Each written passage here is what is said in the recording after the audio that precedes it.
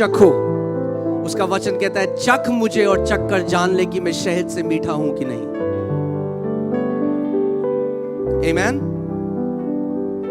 सो मैं आज आपको थोड़ा सा विश्वास के बारे में सिखाना चाहता हूं, विश्वास कैसे कार्य करता है और कैसे विश्वास के साथ आप एक जय का जीवन जी सकते हैं, क्योंकि परमेश्वर ने आपके लिए जय रखी है। उसका वचन कहता है जो कोई परमेश्वर से उत्पन्न हुए हैं वे इस संसार पर जय प्राप्त करते हैं। आमीन। आप जानते हैं उद्धार केवल स्वर्ग जाना नहीं है, उद्धार केवल पापों की क्षमा नहीं है, उद्धार परमेश्वर से जन्म लेना है। यूहन्ना 1:12 में प्रभु यीशु मसीह ने कहा, उसका वचन कहता है जितनों ने उसे ग्रहण किया, यानी जितनों ने प्रभु यीशु मसीह को ग्रहण किया उनको परमेश्वर ने अपनी संतान होने का अधिकार दिया, जो मांस और लहू से नहीं, मनुष्य की इच्छा से नहीं, परंतु परमेश्वर से उत्पन्न हुए हैं। हालेलुया। आपको एक बात जानना है कि जितने लोग मसीह में विश्वास करते हैं वे परमेश्वर के बेटे और बेटी बन जाते हैं। आमीन। जितने परमेश्वर के बेटे और बेटी, अपना हाथ हिला के दिखाइए मुझे, बोलो मैं परमेश्वर का बेटा हूं, मैं परमेश्वर की बेटी हूं। हालेलुया। तो आज मैं आपको सिखाना चाहता हूं कि जो ये वचन है इसका कैसे उपयोग करें। ये कोई धार्मिक पुस्तक नहीं है, परमेश्वर का वचन ये कोई धार्मिक किताब नहीं है। आप सुन रहे हैं मेरी बात? ये धार्मिक किताब नहीं है, ये उसका वचन है। उसने अपना वचन हमें पहाड़ों को उखाड़ने के लिए दिया है। पास्टर सैम आप पढ़िए यशाया 55 उसका 11, और मैं चाहता हूं आप ध्यान धरकर सुनिएगा। यशाया 55 उसका 11।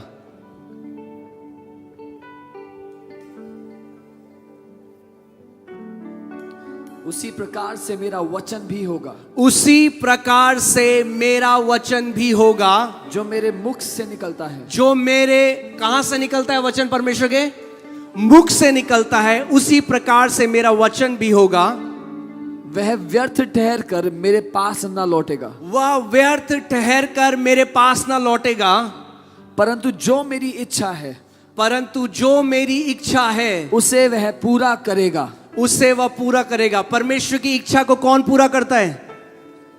उसका वचन। और उसका वचन कैसे कार्य करता है? उसके वचन को भेजता है परमेश्वर। परमेश्वर अपने वचन को भेजता है। कैसे? मुंह के द्वारा बोलकर। और हम लोग जो उसके बेटे और बेटियां हैं, हमें सीखना है कि हमारा पिता कैसे कार्य करता है और हम भी उसकी तरह ही वचन को भेजना सीख सकते हैं। एक बार फिर से पढ़िए।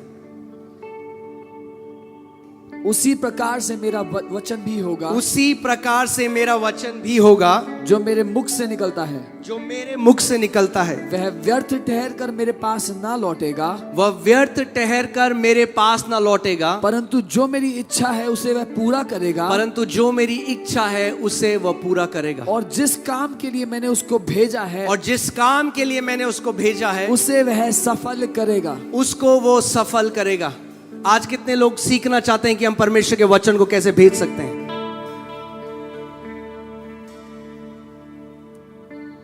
अगर आपने नहीं सीखा तो आप जिंदगी भर भटकते रहोगे। मैं हमेशा एक उदाहरण देता हूं।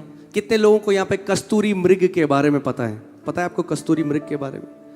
कस्तूरी मृग एक मृग है जिसके अंदर एक थैली होती है जिससे एक सुगंध आती है, और पूरी जिंदगी वो कस्तूरी मृग उस सुगंध को सूंघ कर ढूंढती है कि ये खुशबू कहां से आ रही है, और पूरी जिंदगी भटकती रहती है।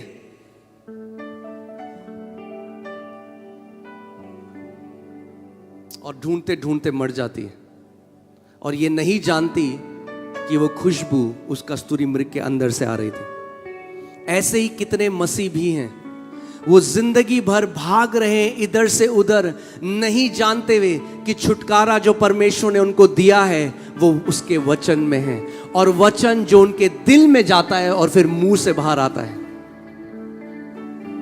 मैं आपको एक कहानी सुनाना चाहता हूं बाइबल में, जो एक स्त्री के बारे में जिसको 12 साल से लहू बहने का रोग था। और अब मैं फिर उसके बाद आपको सिखाऊंगा कि कोई भी आपकी बीमारी हो, ध्यान से मेरी बात सुनना, कोई, देखिए यहां पे जादू नहीं है, जादू नहीं होगा आज रात को। विश्वास से आप अपनी बीमारी से बाहर आएंगे। आपने सुना मैंने क्या कहा?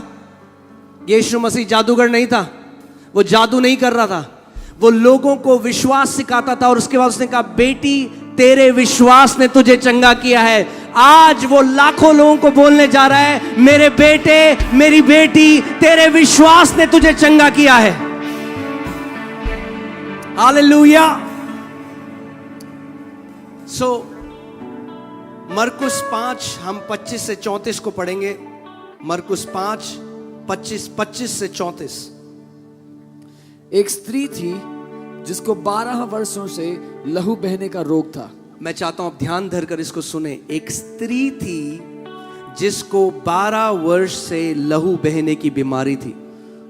उसने बहुत वैद्यों से बड़ा दुख उठाया, और अपना सब माल व्यय करने पर भी उसको कुछ लाभ न हुआ, परंतु और भी रोगी हो गई थी। वह यीशु की चर्चा सुनकर भीड़ में उसके पीछे से आई। ध्यान, एक मिनट। बाइबल हमें एक ऐसी स्त्री के बारे में बता रही है जिसकी कंडीशन होपलेस है। क्या आपको डॉक्टर ने मना कर दिया आज कि तेरी बीमारी लाइलाज है, तेरा अब कुछ नहीं हो सकता? मैं आज आपको बता रहा हूं, हो सकता है। वही करना है आज जो स्त्री ने करा। सबसे पहले उसने सुना कि यीशु है, यीशु मेरे नगर में आ रहा है। और मैं आपको बता रहा हूं, जो यीशु गलील के गलियों में चलता फिरता था, वो आज रांची के इस धुरुआ मैदान में चल रहा है और बीमारों को चंगा करेगा। और उसने सुना, और आगे, वह यीशु की चर्चा सुनकर भीड़ में उसके पीछे से आई और उसके वस्त्र को छू लिया, क्योंकि वह कहती थी, यदि मैं उसके वस्त्र ही को छू लूंगी तो अब तो चंगी हो जाऊंगी। यदि मैं उसके वस्त्र के छोर को ही छू लूंगी तो चंगी हो जाऊंगी। मगर अगर आप इसको यूनानी भाषा में पढ़ें, जैसा लिखा है, वहां पे लिखा है, वह कहती रहती थी, मैं आज उसके वस्त्र के छोर को छूंगी और चंगी हो जाऊंगी। मैं आज उसके वस्त्र के छोर को छूंगी और चंगी हो जाऊंगी। मैं आज उसके वस्त्र के छोर को छूंगी और चंगी हो जाऊंगी। आज जहां पे भी आप हो, परमेश्वर का आत्मा वहां है, प्रभु यीशु मसीह स्वयं है। आज बोलने लग जाओ, बोलो आज मेरा दिन है। जोर से घोषणा करो, आज मेरा दिन है। आज आप अपनी बीमारी से आजाद होकर जा रहे हो। आज आप दुष्ट आत्मा के बंधनों से आजाद होकर जा रहे हो। आज अपनी बुरी लतों से आजाद होकर जा रहे हो। वो कहती रहती थी। और सोचो, एक स्त्री जिसको 12 साल से लहू बहता है, वो कितनी कमजोर होगी। अब उसके पास कोई पैसा नहीं बचा है, क्योंकि वो सारे वैद्यों के पास चली गई। वो कमजोर है। और कई बारी हम क्या करते हैं, हम तरस खाने लग जाते हैं अपने आप पे। हम उस आशा को खो देते हैं कि अब डॉक्टर ने कह दिया, अब हमारा कुछ नहीं हो सकता। हम धन्यवाद करते हैं सारे डॉक्टर्स के लिए, वो एक बहुत अच्छा काम कर रहे हैं। मगर डॉक्टरों के ऊपर भी एक डॉक्टर है जिसका नाम यीशु मसीह है। आमीन। आगे बढ़िए। और तुरंत उसका लहू बहना बंद हो गया। उसने क्या किया? उसने यीशु मसीह के वस्त्र के छोर को छुआ, और बाइबल कहती है तुरंत उसका लहू बहना बंद हो गया। बोलो तुरंत, जोर से बोलो तुरंत। बोलो, आज मेरे साथ ये होने वाला है कि तुरंत मैं अपनी चंगाई पाऊंगा, तुरंत मैं अपना छुटकारा पाऊंगा। जोर से बोलो तुरंत। आमीन। आज परमेश्वर ये करेगा। मगर ध्यान से सुनो, फॉर्मूला यीशु मसीह को छूने में नहीं था, क्योंकि बहुत सी भीड़ उसको छू रही थी, मगर वो चंगे नहीं हो रहे थे। मगर ये स्त्री जिसने विश्वास के साथ उसको छुआ, वो चंगी हो गई। और आज मैं आपको सिखाना चाहता हूं कि विश्वास का सिद्धांत कैसे कार्य करता है। बहुत आसान है, और आज आप पूरी रीति से आजाद होकर जा रहे हैं इस जगह में। आमेन। 2 कुरिन्थियों 4:13 पढ़िए बस। 2 कुरिन्थियों 4:13।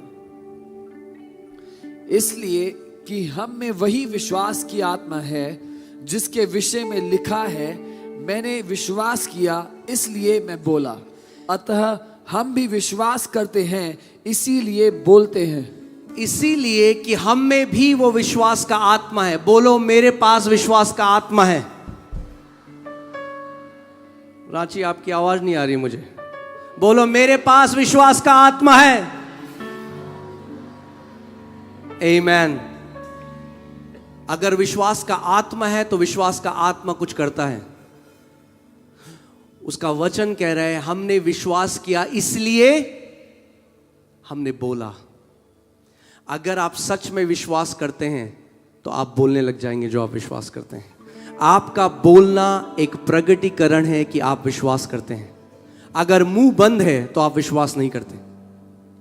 आप जो, उस स्त्री ने क्या बोला, उसने अपना विश्वास कैसे प्रकट किया? उसने कहा आज, उसने नहीं कहा हाय हाय 12 साल हो गए, सारे वैद्यों को दिखा दिया। हम क्या बोलते हैं? हम वो बोलते हैं जो हम नहीं देखना चाहते।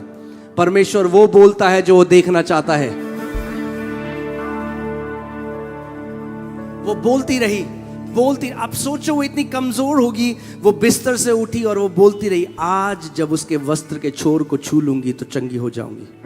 आज जब उसके वस्त्र के छोर को छूंगी तो चंगी हो जाऊंगी। आज जब उसके वस्त्र के छोर को छूंगी तो चंगी हो जाऊंगी। और भीड़ को चीरती हुई वो यीशु के पास पहुंची, और जैसे ही उसने यीशु के वस्त्र के छोर को छुआ तो बाइबल कहती है सामर्थ प्रभु यीशु मसीह से निकलकर उसके शरीर में गई और वो पूरी रीति से चंगी हो गई।